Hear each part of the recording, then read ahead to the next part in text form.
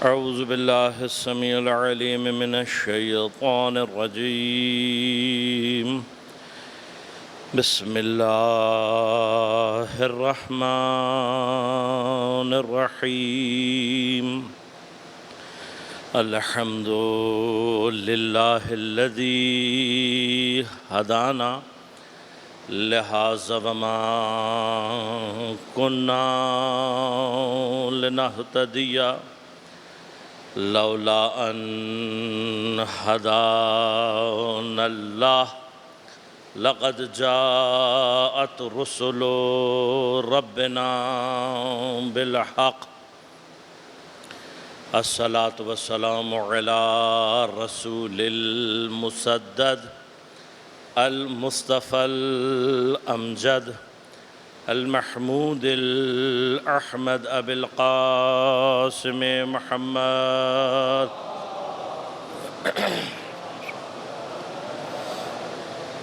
والصلاة والسلام على أسد الله الغالب غالب على كل غالب علي بن أبي طالب.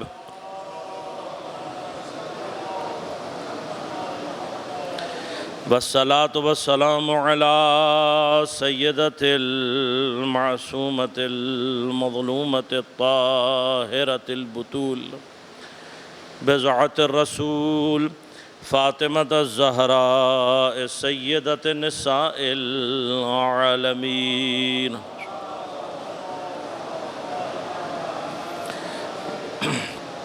والصلاة والسلام على الحسن المجتبى والحسين المظلوم وأهل بيته الطيبين الطاهرين المعصومين المظلومين المنتجبين المنتخبين، لا سيما بقية الله في الأراضين، روحي وأرواح العالمين لتراب مقدمه الفدا. ولعنة الله على أعدائهم أجمعين. أما بعد، قال الله تعالى في كتابه الكريم: بسم الله الرحمن الرحيم. قل إن كنتم تحبون الله فاتبعوني يحببكم الله ويغفر لكم ذنوبكم واللہ غفور الرحیم. صلوات. اللہم صلی علی محمد. مومنین کرام، سامعین محترم، عزیزان گرام قدر، سن 1442 ہجری محرم الحرام کے عشر اولیٰ میں محبت الہی اور کربلا کے عنوان سے ہماری گفتگو کا سلسلہ سورہ مبارکہ آل عمران کی 31ویں آیہ کریمہ کی ذیل میں جاری ہے. اس سے پہلے کہ میں مطالب آپ کی خدمت میں عرض کروں، دعائے صحت کے لیے درخواست کی گئی ہے. دعا کریں کہ پروردگار بحق سید الشہداء علیہ السلام تمام بیمار عزاداروں کو جلد از جلد صحت کامل عاجل عنایت فرمائے. خاص طور پر جن کے لیے کہا گیا ہے کہ جمیل یوسف صاحب اور خصوصاً ان کی اہلیہ ہاسپٹل میں ایڈمٹ ہیں، ان کے لیے خاص طور پر دعا کریں کہ پروردگار ان کو دونوں کو صحت کامل عاجل عنایت فرمائے. ایک اور دوست ہیں ہمارے، ان کی بھابھی ہاسپٹل میں ایڈمٹ ہیں، ان کے لیے دعا کیجیے گا. اور بھی جن بیماروں کے لیے کہا گیا ہے، پروردگار ان سب کو صحت کامل عاجل عنایت فرمائے. تمام دنیا میں جہاں جہاں عزاداری سید الشہداء ہو رہی ہے، پروردگار تمام عزاداروں کو اور عزاداری کو اپنے حفظ و امان میں رکھے. جہاں جہاں مومنین باطل سے برسر پیکار ہیں، ان کے لیے دعا کریں کہ پروردگار ان سب کو نصرت و کامیابی عنایت فرمائے. تمام ہمارے علماء، مراجع اعظام، سب کی پروردگار حفاظت فرمائے اور ہم سب کو امام زمانہ علیہ السلام کے ظہور میں اعوان اور مددگار کی حیثیت سے توفیق عنایت فرمائے. خود حضرت کے ظہور میں پروردگار بحق حضرت سید الشہداء تعجیل فرمائیں۔ ایک مرتبہ بلند آواز سے تمام ان دعاؤں کی قبولیات کے لیے ایک بلند آواز سے درود پڑھ دیجیے گا۔ بسم اللہ۔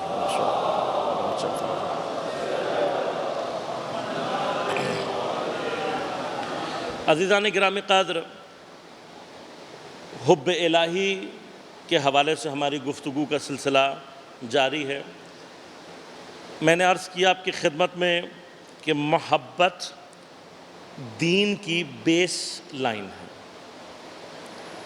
ناممکن ہے کہ انسان کو کسی ذات سے، کسی اینٹیٹی سے محبت نہ ہو اور وہ اس کی عبادت کر سکے، یہ ناممکن ہے۔ اسی طرح سے کسی سے محبت نہ ہو اور وہ اس کی اتباع کر سکے، اس کی پیروی کر سکے، اس کو فالو کر سکے، یہ پاسبل ہی نہیں۔ لہذا محبت کا ہونا ضروری۔ انسان کو اللہ تعالیٰ نے خلق ایسا کیا ہے کہ اس کے اندر دو طرح کی محبتیں موجود۔ ایک محبت وہ ہے کہ جو اس کی مٹیریل لائف کو چلانے اور باقی رکھنے کے لیے ضروری، وہ پیدا ہوتی ہے ہمارے نفس سے۔ دوسری جو کہ انسان کو اشرف المخلوقات بنا سکتی ہے، یعنی کیا؟ انسان کیپیسٹی رکھتا ہے اشرف المخلوقات بننے کی۔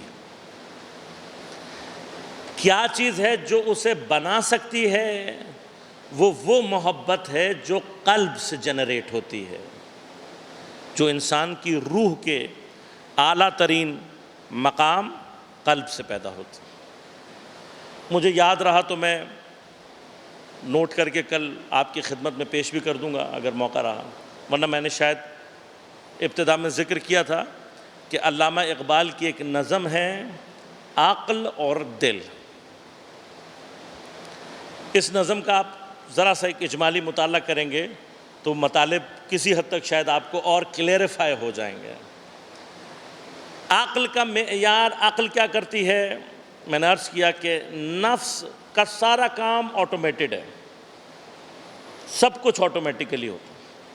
ہمارے ہاں کمپیوٹر کی اصطلاح میں کہتے ہیں ان بلٹ ہے، لیکن ان بلٹ کا معنی کیا ہے؟ جیسے آپ پروگرامز لاتے ہیں ان بلٹ، کچھ کنٹرولز آپ ان کو دیتے ہیں، کچھ چیزیں آپ انہیں بتاتے ہیں کہ یہ کیسے کرنی۔ اگر مشین خود بخود چلنا شروع کر دے تو نتیجہ ہلاکت۔ اسی طرح سے انسان اگر اپنے سارے اختیارات نفس کو دے دے تو نتیجہ ہلاکت۔ لہذا اللہ نے عقل دی اسے تاکہ وہ نفس کو کنٹرول میں رکھے۔ دوسرا کام کیا کرتی ہے؟ نفس آپ کو ساری انفارمیشن گیدر کر کے دیتا ہے۔ یہ آنکھ، کان، ناک، جتنے بھی آپ کے سینسز ہیں، 5 سینسز، ان کے تھرو انفارمیشن کلیکٹ کر۔ انفارمیشن کہاں جاتی ہے؟ عقل میں۔ عقل کیا کرتی ہے؟ اب غور کیجئے گا، یہ چیزیں بڑی امپورٹنٹ ہیں۔ عقل اس انفارمیشن کی بیس پر قانون بناتی، اور یہ قانون بنانے کے بعد وہ قلب کی طرف بھیجتی۔ عقل جو قانون قلب کو بھیج دے اور وہ قلب میں اتر جائے تو آٹومیٹیکلی قلب اس چیز کے پیچھے لگ جاتا ہے، اور آپ کے وجود سے اس کے آثار آٹومیٹیکلی ظاہر ہونا شروع ہو جاتا ہے۔ یہ سارا سسٹم پھر آٹومیٹک۔ مثلا میں ایک ایگزامپل دیتا ہوں، اس سے سمجھنے کی کوشش کیجئے گا، شاید میں اپنا مطلب پہنچا سکوں۔ ہمارے ہاں معمولاً لوگوں میں ایک خوف پایا جاتا ہے ان سین چیزوں سے، جن کو آپ مختلف نام دیتے ہیں، جن، بھوت، چڑیل وغیرہ وغیرہ۔ اچھا، ہم بڑے ہو جانے کے بعد ہمیں یہ بات سمجھ میں آ جاتی ہے کہ یہ چیزیں، جن کی بحث الگ ہے، لیکن یہ بھوت اور چڑیل وغیرہ وغیرہ اس ٹائپ کی چیزیں یہ ایگزسٹ نہیں کرتی، ہمیں پتہ ہے، وی نو اٹ۔ اس کے باوجود مثلا مجھے کوئی کہہ دے کہ مولانا تم کسی پرانے سے قبرستان میں رات کو اکیلا چکر لگا کے آ جاؤ، تو بات یہ ہے کہ مولانا صاحب میں ممبر سے بیٹھ کے جھوٹ تو بول نہیں سکتا، میں نہیں جا سکتا، مجھے ڈر لگتا ہے، اور میں ہیرو بن کے چلا گیا اور قبرستان میں مثلا کچھ ہو گیا تو صبح مولانا کی قبر بھی وہاں تیار ملے گی آپ کو۔ کیوں؟ بچپن میں مجھے کسی نے بھی کسی بھی وجہ سے جو ڈرایا، اب مائیں بعض اوقات بچوں کو روکنے کے لیے کہ باہر نہ جائے، گھر سے باہر نہ نکل جائے یا فلاں غلط کام نہ کرے، اتنا ڈراتی ہیں اور پھر خود بھی اتنا ڈرتی ہیں کہ بچہ اس بار بار کے ایکشن سے اس کی عقل بغیر دیکھے کسی ایسی چیز کے اوپر قانون بنا لیتا ہے، عقیدہ بنا لیتا ہے، اور یہ عقیدہ وہ ٹرانسفر کر دیتا ہے قلب میں۔ اب جب تک یہ عقیدہ میرے قلب میں پڑا رہے گا، مجھے اکیلے جانے سے، اندھیرے میں جانے سے وغیرہ وغیرہ سے ڈر لگتا رہے گا، جب تک میرے قلب کے اندر موجود ہے۔ حالانکہ مجھے معلوم ہے، میں نے ریسرچ کر لی، مجھے اچھی طرح سے پتا ہے کہ ایسی کوئی چیز ایگزسٹ نہیں کرتی، لیکن چونکہ خوف قلب میں ہے، آٹومیٹیکلی میں ڈرتا ہوں۔ بچے تنہائی میں، بہت سارے لوگ ہیں جو تنہائی میں ڈرتے ہیں، اکیلے میں جانے سے ڈرتے ہیں، کیوں؟ اگر اس کے بعد میں نے کوئی اور طریقہ اختیار کیا اور اس خوف کو نکال لیا، اور اس کی جگہ اب آپ دیکھیے، اگر میری مثلا ماں نے یا میرے بڑوں نے یا مثلا کسی نے بھی، ہم اپنے بچے کو اسی عمر میں بجائے جن اور بھوت کے ڈرانے کے اللہ کے عذاب سے اسی طرح سے ڈرائیں اور خود بھی اللہ کے عذاب سے کانپتے ہوں، ڈرتے ہوں، سجدہ کرتے ہوں، تو ہمارا بچہ اسی عمر میں اللہ کے عذاب کا خوف اپنے دل میں بیٹھا لے گا۔ اب جیسے وہ اکیلے میں جن بھوت سے ڈر رہا ہے، اسی طرح سے وہ تنہائی میں اللہ کے عذاب سے ڈر کر گناہ انجام نہیں دے گا، یہ آٹومیٹک۔ لہذا عقل از ویری امپورٹنٹ اس چیز میں کہ اس نے ایمان کس پر بنانا ہے، کیسے بنانا ہے، اور اس کو کیسے دل میں منتقل کرنا ہے۔ تو عقل کا جو امپورٹنٹ رول ہے وہ یہ۔ لہٰذا اب کیا ہوتا ہے، بچپن سے ہمیں کہا بھائی کہو اللہ ایک، ہم نے کہا رسول، کرتے کرتے تکرار ہمارا قلب ایک ایمان کی شکل بنا لیتا ہے، لیکن اگر عقل اس کے مقابلے پر کچھ اور چیزیں لے آئے تو وہ ایمان کمزور ہونا شروع ہو جاتا ہے۔ لہذا میں نے کل 3 چیزیں آپ کو بتائی تھیں۔ انسان کی وسعت وجودی، قلب اللہ کے لیے تیار ہو جائے، 3 چیزیں چاہیے۔ ایمان، وہ علم جو ایمان کو مستحکم کرے، اور تیسری چیز جو جانتے ہیں اس پر عمل کرنا شروع کر دیں۔ یہ 3 چیزیں ہیں۔ اب ایمان ان اینی فارم بالآخر ہمارے دل میں موجود ہے، لیکن سیکنڈ فیز کیا ہے کہ میں نے اس ایمان کو ایسے علم سے اسٹرینتھن کرنا ہے کہ جو اس کو صحیح ڈائریکشن میں آگے لے کر جائے اور ایمان میرا مضبوط ہو جائے۔ کل میں نے آپ کو ایک اور مثال دی، ایک اور بات بتائی، کیوں ہالی ووڈ اتنے پیسے خرچ کر رہا ہے ان چیزوں پر کہ جو سپرسٹیشیس ہیں، جو ایک طرح کی میتھولوجیکل ہیں، جس کو سائنس فکشن کا نام دیا جاتا ہے، کیوں خرچ کر رہا ہے؟ اس لیے کہ وہ چاہتا یہ ہے کہ آپ بچپن سے اپنے لیے آئیڈیل کسی اور چیز کو بنا لیں۔ اچھا کیا فائدہ ہوگا؟ بڑے ہو کر آپ کو پتہ لگ جائے گا اور آپ اس سے دور ہو جائیں گے؟ نہیں، ایسا نہیں ہوگا۔ ہوگا کیا؟ ہوگا یہ کہ اب آپ غور کیجئے گا، کبھی اس کے اوپر آپ سٹڈی کریں یا ان لوگوں کے ریویوز پڑھیں جنہوں نے اس پر کام کیا باقاعدہ۔ وہ لوگ کہتے ہیں کہ یہ لوگ ایگزیکٹلی ان چیزوں کو لے کر آتے ہیں کہ جو معجزات انبیاء یا اولیاء الہی کے تاریخ میں بیان ہوئے ہیں، گھما پھرا کے کوئی چیز ایسی لے کر آتے ہیں۔ مثلا اگر کسی نبی نے، حضرت موسیٰ نے پانی کو روک دیا اور راستہ بنا دیا تو سپرمین بھی بنائے گا۔ اگر حضرت علی نے بڑا سا دروازہ اٹھا لیا تو سپرمین بھی اٹھائے گا۔ سملیرٹیز پیش کر رہے ہیں. کیوں؟ کہاں جا کر اس کا اٹیک ہوگا؟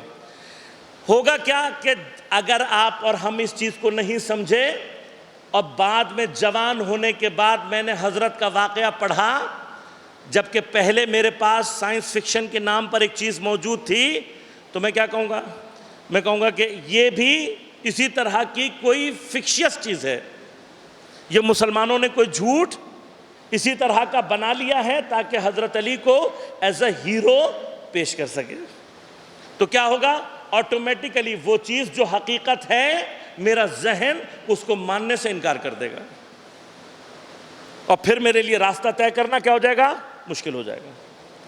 لہٰذا ہمیں اپنے ایجوکیشن سسٹم پر، میں زیادہ لمبا نہیں جاؤں گا کیونکہ یہ بحث ایجوکیشن سسٹم کی چھڑ جاتی ہے تو پھر ختم نہیں ہوتی، صرف چند ایک جملے کہوں گا. یہ یاد رکھیے گا، میں نہیں کہتا، ایجوکیشن کے ایکسپرٹس کہتے ہیں. آپ کو انٹرنیٹ پہ ویڈیوز مل جائیں گی. موجودہ جو نظام ہم اور آپ جس میں مبتلا ہیں، یہ کارپوریٹ سلیوری کا سسٹم ہے. کارپوریٹ سیکٹر کو اپنے لیے جس طرح کے سلیوز، غلام چاہیے، وہ اس طرح کا نظام ڈیزائن کرتے ہیں، اسی کے حساب سے سلیوز بنا کر اسی کو ماڈرن ڈے سلیوری کہا جاتا ہے. جدید دور کی غلامی کیا ہے؟ Through education system. میں زیادہ تفصیل میں نہیں جاؤں گا. کچھ ہمارے احباب ہیں کہ جو اس وقت ایجوکیشن سسٹم پہ کام کرنے کی کوشش کر رہے ہیں اور کریکلم ڈیزائن کرنے کی کوشش کر رہے ہیں ایسا کہ جو دینی طور پر ہمارے ایمان اور عقائد کو مستحکم کر سکے. لیکن بس ایک جملے میں کہوں گا کہ ان کو آپ لوگوں کی طرف سے مالی مدد کی شدید ضرورت ہے، کیونکہ ہمارے ہاں ان چیزوں کا کوئی کانسیپٹ نہیں ہے کہ کسی ریسرچ کے لیے ریسرچرز کو پیسہ دیا جائے اور کام کیا جائے. لیکن اگر ہماری قوم بیدار نہیں ہوئی تو یہ ذہن میں بیٹھا لیں کہ یو این کا جو 2030 کا ایجنڈا ہے وہ بہت خوفناک ایجنڈا ہے. اور آپ مجھ سے مت پوچھئے، جائیے انٹرنیٹ کے اوپر لکھیے، جب 2030 کا ایجنڈا آئے گا اور اس کا آپ ایجوکیشن میں جا کر چیزیں پڑھیں گے تو انشاءاللہ آپ کی رات کی نیند اڑ جائے گی. کیونکہ اس کے اندر جو ایجوکیشن کا انہوں نے ایجنڈا بنا دیا ہے، ہمارے اور آپ کے بچوں کو بندوق کی گولی کے اس کے اوپر زور پر وہ چیزیں پڑھائی جائیں گی اور بتائی جائیں گی جو ہماری نسلوں کو تباہ کر دے گی. اور اگر ہمارے پاس سبسٹیچیوٹ نظام نہیں ہوا تو بات کہاں تک جائے گی اسے آپ مجھ سے زیادہ بہتر سمجھ سکتے ہیں. میں اس سے زیادہ اس بحث میں نہیں جاؤں گا. ایجوکیشن اگر آپ کی ایسی ہو جو آپ کے عقائد کو سپورٹ کر رہی ہو تو آٹومیٹیکلی آپ کے جو ایمان کے اور عقائد کے مسائل ہیں وہ اسٹرینتھن ہوں گے. جتنے عقائد اسٹرینتھن ہوتے جائیں گے اتنا آپ کی خود بخود قلب کے اندر خدا کی محبت قوی ہوتی چلی جائے. تیسری چیز کیا ہے؟ جو جانتے ہو اس پر عمل کرو. اس سے ریلیٹڈ کچھ مطالب ہیں جو میں آگے چل کے آپ کی خدمت میں کہ فرام ویئر ٹو اسٹارٹ، ہم شروع کہاں سے کریں اور کیسے کریں، آپ کی خدمت میں عرض کروں گا. لیکن ابھی غور کیجئے گا، اب یہ جو ہمارا نفس ہے اس کی جو محبتیں ہیں ان کے بارے میں دین کیا کہتا ہے؟ کچھ طبقات ہیں جو کہتے ہیں کہ یہ ساری کی ساری جتنی بھی لذات ہیں، مثلا شہوت ہے، کھانا پینا، یہ ساری چیزیں یہ سب حرام ہیں، یہ سب غلط ہیں، کیونکہ اس کا سینٹر جو ہے وہ نفس ہے. جبکہ دین کا جو نظریہ ہے وہ ایسا نہیں ہے. دین یہ نہیں کہتا کہ یہ محبت اور یہ اٹریکشنز جو ہیں یہ غلط ہیں، نہیں ہونی چاہیے. میں نے عرض کیا اگر میرے اندر کھانا کھانے کی طلب ختم ہو جائے گی تو میں مر جاؤں گا. اسی طرح سے دوسری تمام قوتوں کے بارے میں آپ سوچیں، نتیجہ کیا نکلے گا؟ حیات انسانی کی کنٹینیوٹی خطرے میں پڑ جائے گی. دوسرا نظریہ کیا ہے جو کہ اس وقت دنیا میں مادی پرستی کا چل رہا ہے؟ وہ کیا ہے؟ آزاد، جو مرضی کرو، کوئی روک تھام نہیں، جو مرضی کھاؤ، جو مرضی پیو، کچھ نہیں ہوتا. نہیں، ایسا نہیں. انسان یہ بھی جانتے ہیں ہم کہ اگر انسان آزاد ہو جائے تو نتیجہ کیا نکلے گا؟ ہلاکت. بس انسان کو کرنا کیا ہے؟ افراط اور تفریط کے درمیان میں، نہ ان چیزوں کو ختم کرنا ہے اور نہ ان چیزوں کو آزاد چھوڑنا ہے. لہذا اس کو بڑی غور سے ذہن میں رکھیے گا. کہ اسلام کا جو تصور ہے وہ یہ ہرگز نہیں ہے کہ تم زیادہ مت کماؤ، اچھا مت کھاؤ، اچھا گھر مت خریدو، اچھی گاڑی میں مت بیٹھو، اچھے کپڑے مت پہنو، وغیرہ وغیرہ۔ یہ اسلام کا کانسیپٹ نہیں ہے۔ ہمارا دین بنیادی طور پر فقیر اور فقیروں کو پسند نہیں کرتا۔ اب آپ تھوڑا سا پریشان ہوں گے کہ یہ کیا بات کی مولانا نے، پیغمبر، ائمہ، یہ لوگ تو بڑے سادے سے اور فقیروں کے انداز میں رہتے تھے۔ پاورٹی دو طرح کی ہوتی ہے، یاد رکھیے گا۔ ایک پاورٹی اور فقر اجباری ہوتا ہے، یعنی کیا؟ میں ہی اتنا نکما ہوں کہ نہ کچھ کما سکتا ہوں، نہ بزنس کر سکتا ہوں، نہ اچھا پڑھ سکتا ہوں، میرے اندر صلاحیت نہیں ہے۔ یہ چیز دین کو پسند نہیں ہے۔ اس فقر کے بارے میں فرمایا کہ ایک دروازے سے فقر داخل ہوتا ہے، دوسرے دروازے سے ایمان باہر نکل جاتا ہے۔ اور آپ جانتے ہیں دنیا میں سارے کرائمز اسی پاورٹی کی وجہ سے ہو رہے ہیں، اور یہ واقعاً وہ چیز ہے کہ جس کے آگے انسان آرام سے اپنا ایمان، خدا، سب کچھ بیچنے کے لیے تیار ہو جاتا ہے۔ دوسری پاورٹی کیا ہے؟ دوسری پاورٹی یا فقر وہ ہے جو اختیاری ہے۔ مثلا میرے پاس سب کچھ ہو لیکن میں سادہ پسندی اختیار کروں، ضرورت مندوں کو مال دے دوں، اپنا تقسیم کروں لوگوں میں، وغیرہ وغیرہ۔ اہل بیت علیہم الصلاۃ والسلام تقویٰ کے جس منزل پر ہیں وہ اگر ہم اچیو کر سکیں یا اس کے نزدیک پہنچ جائیں تو بیسٹ ہے، ورنہ بنیادی طور پر دین ہمیں جس لیول تک لانا چاہتا ہے کم از کم وہ لیول نہیں ہے۔ دین ہم سے کیا کہتا ہے؟ دین کہتا ہے کہ آپ بہترین کھانا کھاؤ، نو پرابلم، جتنا کمانا چاہتے ہو حلال دائرے میں کماؤ، نو پرابلم، گھر بناؤ، گاڑی، اینی تھنگ، ایوری تھنگ، سب کچھ۔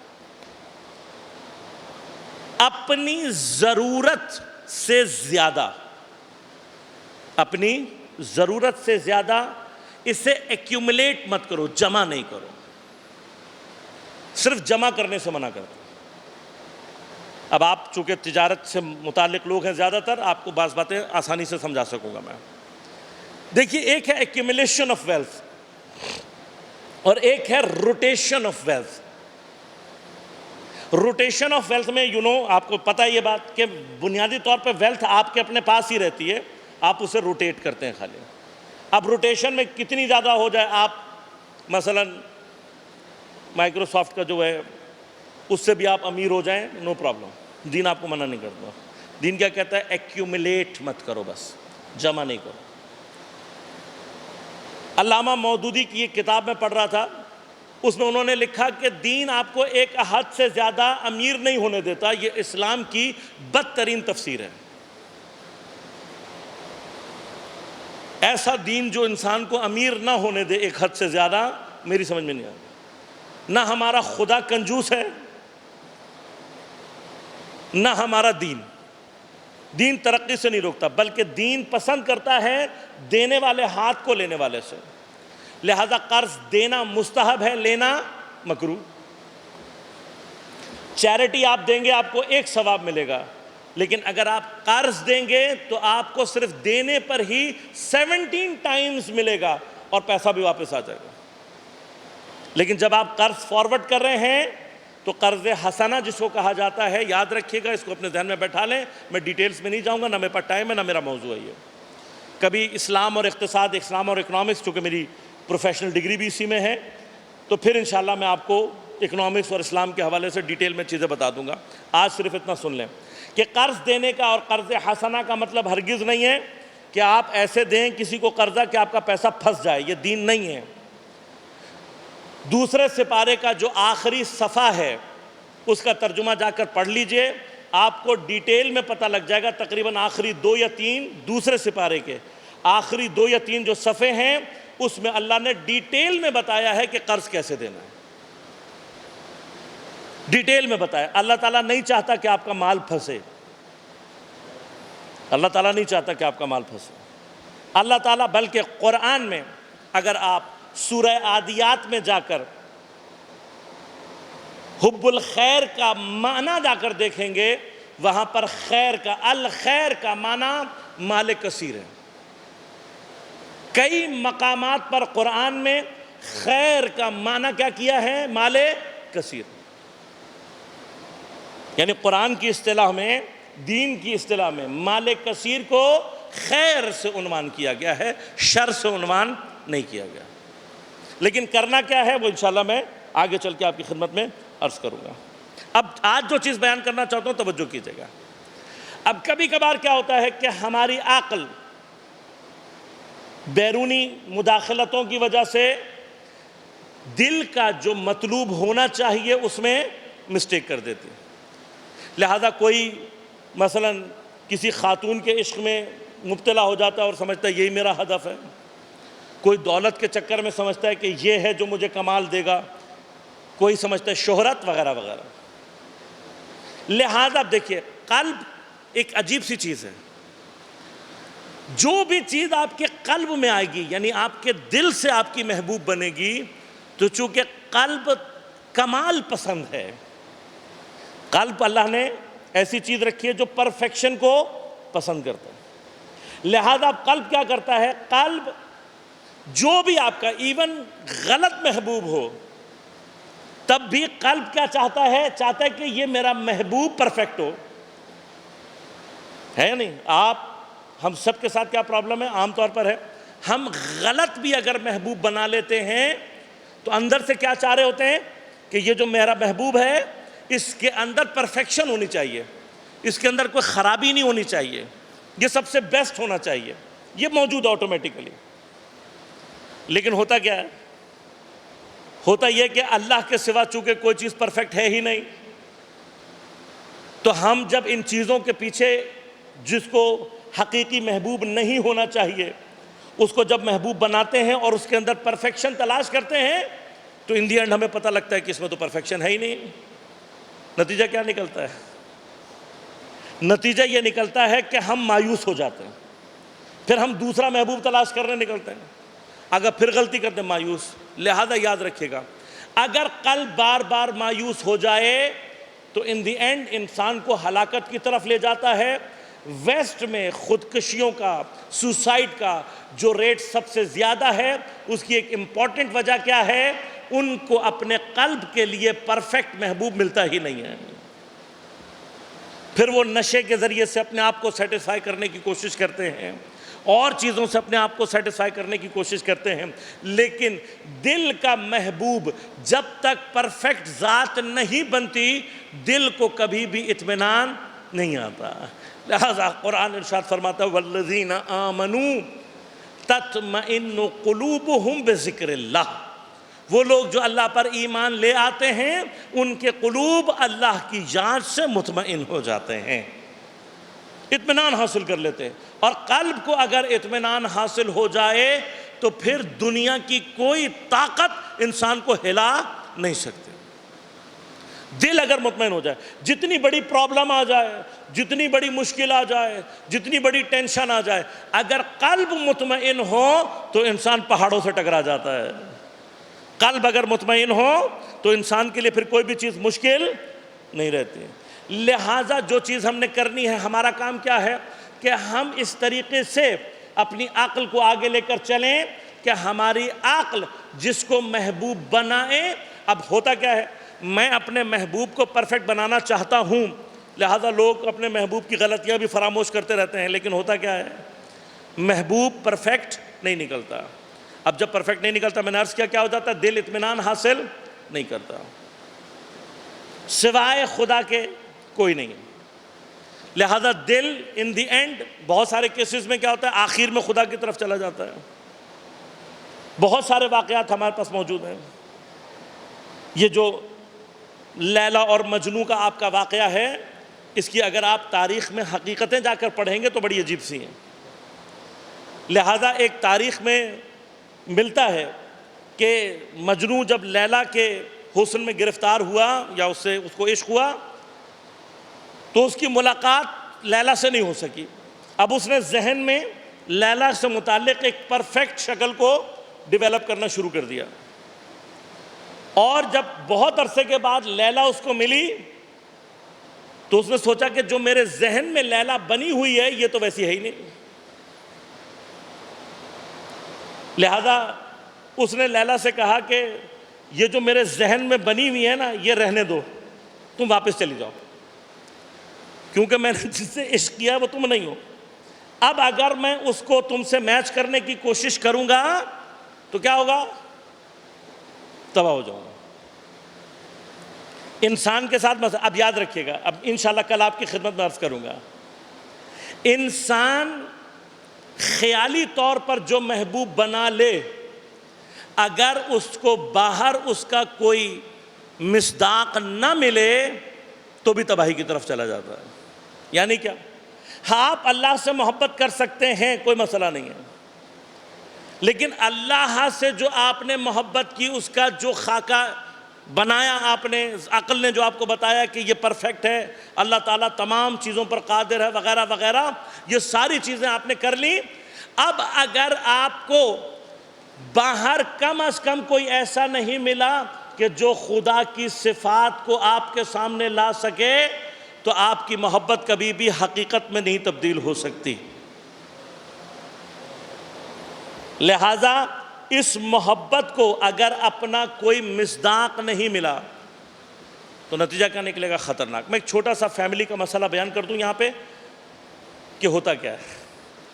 ہمارے ہاں ویسٹرن کلچر کی اتنے بھرمار ہے کہ نوجوان جب شادی کی عمر میں پہنچتا ہے تو وہ اس سارے کلچر کی وجہ سے ایک آئیڈیل تلاش کر رہا ہوتا ہے اپنے لیے۔ اس آئیڈیل کی تلاش نے جتنا ہماری قوم کو تباہ کیا ہے کوئی اور چیز نہیں۔ خدا کے لیے نوجوانوں سے کہوں گا اس کو تھوڑا سمجھو۔ شادی، اول تو یہ یاد رکھنا، شادی کا مقصد اصلاً اللہ نے آئیڈیل تلاش کرنا نہیں رکھا۔ اللہ نے قرآن میں مقصد بتا دیے ہیں، لِتَسْكُنُوا إِلَيْهَا، بیوی اچھی وہ ہوتی ہے اور شوہر اچھا وہ ہوتا ہے جس سے تمہیں سکون مل سکے، اور جعل بینکم مودۃ ورحمہ، ہم نے تمہارے درمیان میں مودت اور رحمت رکھی ہے۔ یہ تین کوالٹیز میاں بیوی کے درمیان میں اگر ہوں تو سمجھ لیں کہ وہ کپل قرآنی کپل ہے، الہی کپل ہے۔ اور اگر یہ تین چیزیں نہیں ہیں تو پھر آپ کا قرآن اور اللہ سے تعلق اس کپل کا نہیں ہے۔ اب یہ جو آئیڈیل کی تلاش ہے یہ کیا پرابلم کرتی ہے؟ یہ پرابلم کرتی ہے کہ ہم بیوی کے بجائے کیا تلاش کر رہے ہوتے ہیں؟ آئیڈیل۔ شوہر کے بجائے کیا تلاش کر رہے ہوتے ہیں؟ آئیڈیل۔ اور جب شادی کے بعد وہ آئیڈیل جو ذہن میں بنا ہوتا ہے، جو گھر میں آتا ہے، اس سے میچ نہیں کر پاتا تو کیا شروع ہو جاتی ہے؟ اور نتیجہ کیا نکلتا ہے وہ بھی آپ کو پتا ہے۔ سب سے بڑا جو پرابلم ہے ہمارا وہ یہاں پر ہے۔ یہ جو آئیڈیل کی تلاش کا کانسیپٹ فلموں کے ذریعے سے، ڈراموں کے ذریعے سے، ناولز کے ذریعے سے ہمارے ذہنوں میں ڈالا گیا ہے، یہ سب سے بڑا اشتباہ ہے۔ اللہ نے دین میں ازدواج کی جو کانسیپٹ رکھا ہے وہ بنیادی طور پر میں نے آپ کو بتا دیا کہ بنا دین کے اندر سب سے اسٹرانگ جو بنا ہے اللہ کو پسند ہے وہ یہی شادی کی، اور اللہ تعالیٰ چاہتا ہے فیملی کا جو سٹرکچر ہے وہ سب سے زیادہ محکم رہے۔ تو اب ہمیں کرنا کیا چاہیے؟ اب لازم بات ہے یہ اپنی جگہ الگ الگ ٹاپکس ہیں، میں ان کو کھول نہیں سکتا، لیکن کچھ چیزیں ضروری بھی ہیں وہ بتانا چاہتا ہوں۔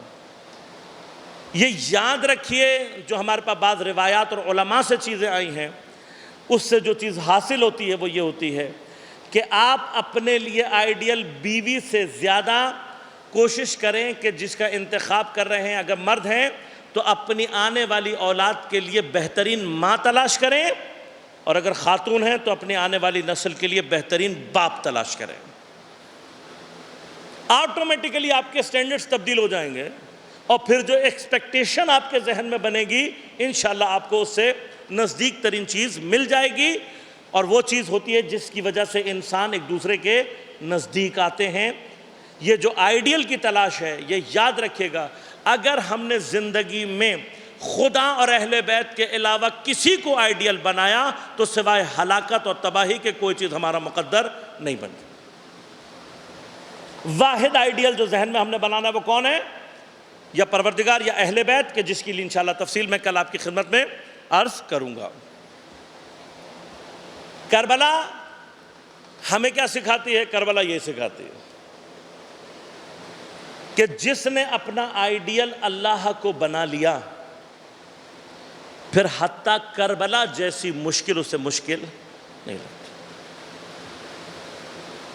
ورنہ کل آیت آپ کے سامنے پڑھوں گا کہ خدا کہتا ہے اگر تمہیں تمہارے اولاد، تمہارے باپ، تمہارے بیٹے، تمہارے بھائی، تمہاری فیملی، تمہارا خاندان، تمہاری تجارت، تمہارے گھر، یہ اللہ اور رسول سے زیادہ تمہیں پسند ہے، انتظار کرو کہ کب اللہ تعالیٰ تم پر عذاب لے کر آتا۔ اللہ، رسول اور جہاد فی سبیل اللہ سے یہ چیزیں اگر تمہیں زیادہ عزیز ہیں تو پھر انتظار کرو کہ کب اللہ تعالیٰ تمہارے اوپر عذاب لے کر آتا ہے۔ ہم جو عذاب میں مبتلا ہوتے ہیں، پریشانیوں میں مبتلا ہوتے ہیں، اس کی ایک وجہ یہ۔ کربلا کیا سکھاتی ہے؟ کربلا یہ سکھاتی ہے کہ نہ مال، نہ اولاد، نہ بھائی، نہ قبیلہ، جو خدا مانگے قربان کر دو۔ اور انسان کو بالآخر اپنی اولاد سے جو محبت ہوتی ہے معمولاً وہ سب سے قوی محبت ہوتی ہے، سب سے شدید محبت۔ اور کربلا نے جو ہمیں سکھا دیا ہے واقعاً، جن کے پاس کربلا نہیں ہے بیچارے ہیں۔ کربلا کیا سکھا گئی ہمیں؟ ایک طرف جناب ام البنین کی مثال ہے، عباس علیہ السلام اور ان کے عباس جیسے ہی 3 اور بھائی، آپ کے باقی بھائی بھی کم شجاع نہیں ہیں، انہی 4 بیٹوں کی وجہ سے تو جناب ام البنین کو ام البنین کہا جاتا تھا۔ 4 کے 4 قربان ہو گئے۔ اور مدینہ میں آنے کے بعد جب قافلہ آیا اور لوگ ام البنین سلام اللہ علیہا کو ان کے بیٹوں کا پرسہ دینے کے لیے آتے ہیں تو آپ کہتی ہیں نہیں، مجھے پہلے میرے حسین کا پرسہ دو۔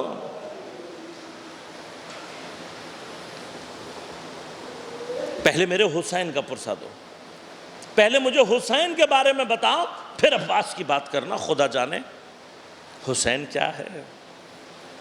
لیکن عزیزوں، جناب ام البنین سلام اللہ علیہا، آپ کی محبتیں امام حسین کے لیے ہم اس کا اندازہ بھی نہیں کر سکتے۔ مجھ جیسے گناہگاروں کی کوئی حیثیت نہیں ہے، لیکن بی بی عرض معذرت کے ساتھ آپ ہی سے ہم نے سیکھا ہے، آپ ہی سے ہمیں پتہ لگا ہے کہ کوئی بھی جناب زینب سے زیادہ امام حسین سے محبت کرنے والا نہیں۔ یا حضرت عباس ہیں یا جناب زینب ہیں۔ اگر حسین کی محبت کو مردوں میں مجسم کر دیا جائے تو عباس بنتا ہے، اور اگر خواتین میں مجسم کر دیا جائے تو زینب بنتی۔ لہٰذا زینب، میں حیران ہوتا ہوں بی بی واقعہ میں، خدا جانے تم کربلا کے بعد زندہ کیسے رہی۔ اگر حسین کا خدا نظر میں نہ ہو تو پھر زینب تو حسین کے بغیر رہ ہی نہیں سکتی۔ اتنی محبت ہے حسین سے کہ جب شادی ہو رہی ہے تو امیر المؤمنین کہہ رہے ہیں جناب عبداللہ سے کہ اس شرط کے ساتھ شادی ہوگی کہ جب زینب ملنا چاہیں اپنے بھائی حسین سے تم اجازت دو گے، اور اگر حسین مدینہ سے جانے لگے تو تم اجازت دو گے۔ عجیب ہے، عجیب محبت ہے۔ قم میں ایک عالم دین نے یہ واقعہ نقل کیا ہے، فرمایا کہ شادی کے بعد جب آپ تشریف لے گئیں جناب عبداللہ کے گھر میں، تو اب عرب کے رواج کے مطابق جو بھی سلسلے تھے، فرمایا 3 دن تک جناب زینب پلٹ کر نہیں آ سکی۔ تو 3 دن بعد علی کے گھر میں ایسا لگ رہا تھا جیسے سوگ ہو گیا ہے۔ تو جناب فضہ کو بھیجا گیا کہ جاؤ دیکھ کر آؤ۔ فرمایا جیسے ہی جناب عبداللہ کے گھر میں داخل ہوئیں اور جناب زینب کے حجرے میں پہنچیں تو دیکھا کہ جانماز بچھا کر سجدے میں سر رکھا ہوا ہے اور رو رو کر دعا یہ کر رہی ہیں، پروردگار مجھے حسین کی زیارت کیے ہوئے 3 دن گزر گئے۔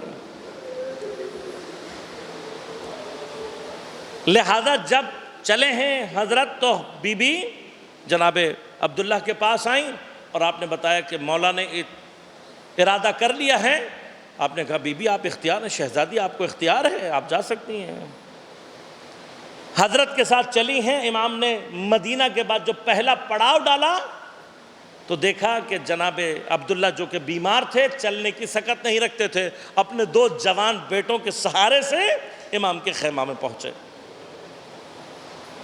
اور آ کر کہا مولا آپ جانتے ہیں میری تکلیف، میری مجبوری، میں حتماً آپ کے ساتھ جاتا لیکن شاید خدا نے میرے نصیب میں نہیں رکھا، لیکن مولا آپ جا رہے ہیں، میرے یہ دونوں جوان آپ کے ساتھ جائیں گے اور اگر ضرورت پڑے تو ایک زینب کی طرف سے قربانی ہے، ایک میری طرف۔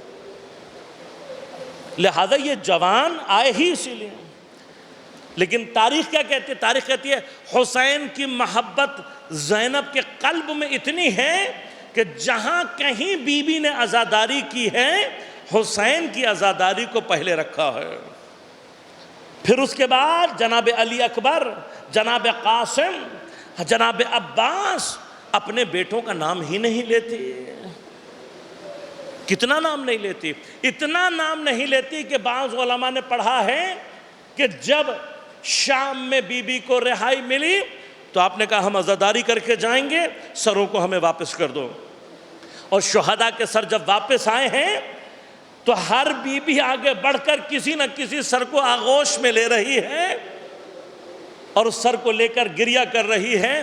جناب زینب نے آگے بڑھ کر حضرت امام حسین کے سر کو لیا، جناب ام فضل نے حضرت عباس کے سر کو لیا، ہر بی بی کسی نہ کسی سر کو لے کر بیٹھ گئی۔ جب ان 2 شہزادوں کے سر آئے تو جناب زینب امام حسین کے سر کو لپٹا کر اتنا گریہ میں مصروف تھیں کہ جب پکارنے والے نے پکارا آپ جواب نہ دے سکیں۔ امام اس نے کہا کہ کیا یہ بچوں کا کوئی وارث نہیں ہے؟ امام سجاد نے آ کے بڑھ کر سروں کو وصول کیا۔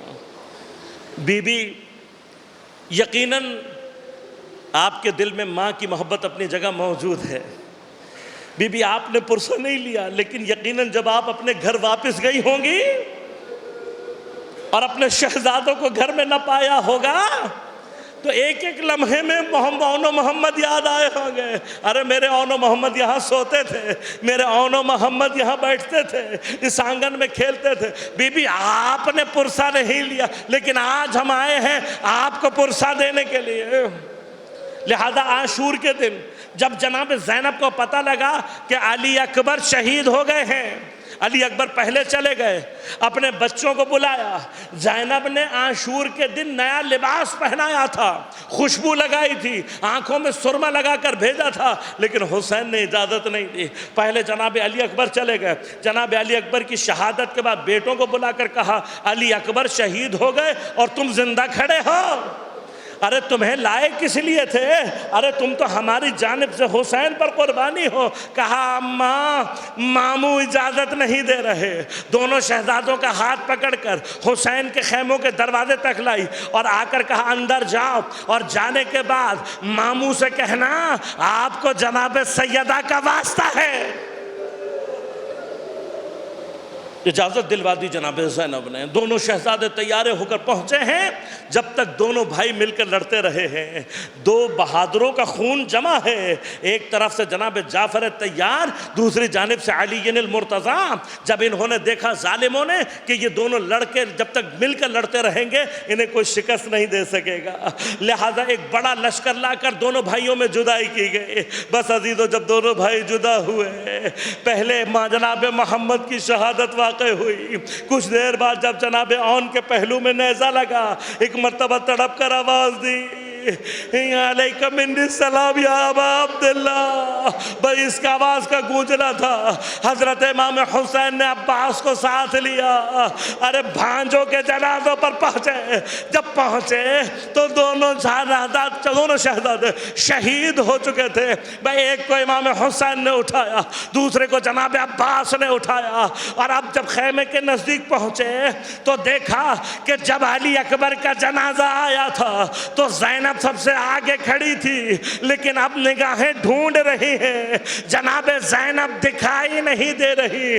جاؤ فضہ, جاؤ دیکھو زینب کہاں ہے. جناب فضہ آئی, دیکھا اپنے خیمے میں ایک مرتبہ جانماز پر بیٹھی, سر سجدے میں رکھا ہوا ہے, دعا مانگ رہی ہے, مولا میری اس قربانی کو اپنی بارگاہ میں قبول کرنا. میں کہوں گا جناب زینب, ہم آج آپ کو آپ کے شہزادوں کا پرسہ دینے آئے ہیں. ارے آپ نے اپنے بچوں کا تابوت نہیں لیا, ہم آپ کے بچوں کا تابوت اٹھا رہے ہیں.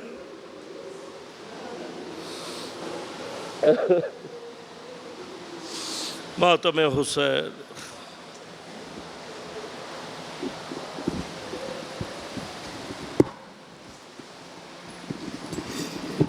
زینب نے رو